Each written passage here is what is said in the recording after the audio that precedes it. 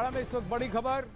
तमिलनाडु के ईरोड में श्री श्री रविशंकर के हेलीकॉप्टर की इमरजेंसी लैंडिंग हुई है। खराब मौसम की वजह से यह हेलीकॉप्टर इमरजेंसी लैंडिंग के लिए मजबूर हुआ। करीब 50 मिनट बाद मौसम साफ होने के बाद श्री श्री रविशंकर के हेलीकॉप्टर ने फिर से दोबारा उड़ान भरी। ये तस्वीरें आपकी ईरोड से आ रही हैं तमिलनाडु के, जहां आर्ट ऑफ लिविंग के संस्थापक और अध्यक्ष बहुत ही विश्व प्रसिद्ध हैं श्री श्री रविशंकर। उनके हेलीकॉप्टर को इमरजेंसी लैंडिंग करनी पड़ी। ख़राब मौसम की वजह से आप कोहरा देख सकते हैं। फिर मौसम साफ होने के बाद करीब 50 मिनट के इंतज़ार के बाद हेलीकॉप्टर ने फिर उड़ान भरी।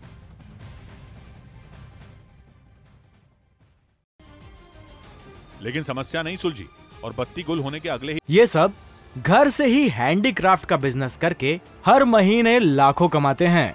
आपको भी ये करना है, इनसे सीखना है तो फ्रीडम ऐप को अभी डाउनलोड कीजिए। दिन मोबाइल नेटवर्क भी ठप पड़ने लगे। पाकिस्तान के मीडिया ने जानकारी दी कि पावर ग्रिड फेल होने से कई जिलों में इंटरनेट सेवा का भी भट्टा बैठ चुका है। यानी पाकिस्तान के लोगों के पास न बिजली है, न मोबाइल और न ही इंटरनेट।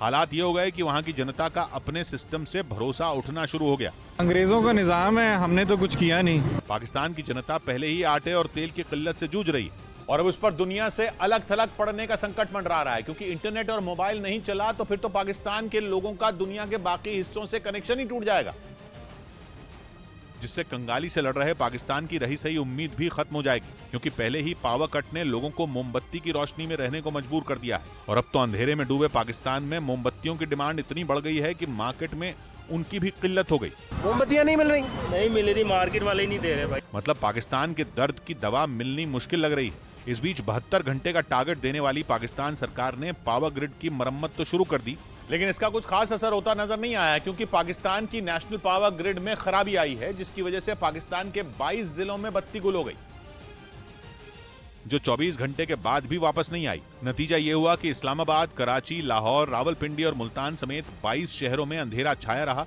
और वहां रहने वाले करीब 22 करोड़ लोग परेशान रहे। रही सही कसर मोबाइल टावर की सेवा बंद होने से पूरी हो गई, क्योंकि बिजली संकट ने पाकिस्तान की टेलीकॉम इंडस्ट्री की कमर ही तोड़ दी।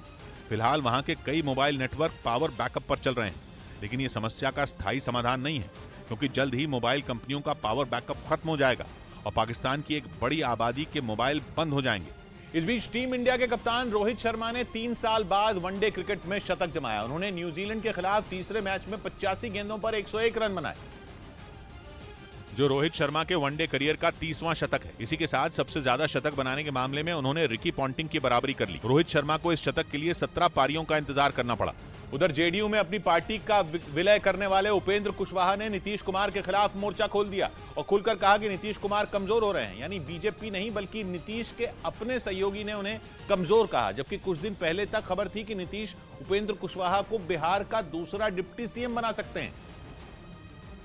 लेकिन ऐसा नहीं हुआ। उल्टा उपेंद्र कुशवाहा ने खुलेआम नीतीश कुमार को कमजोर बोल दिया।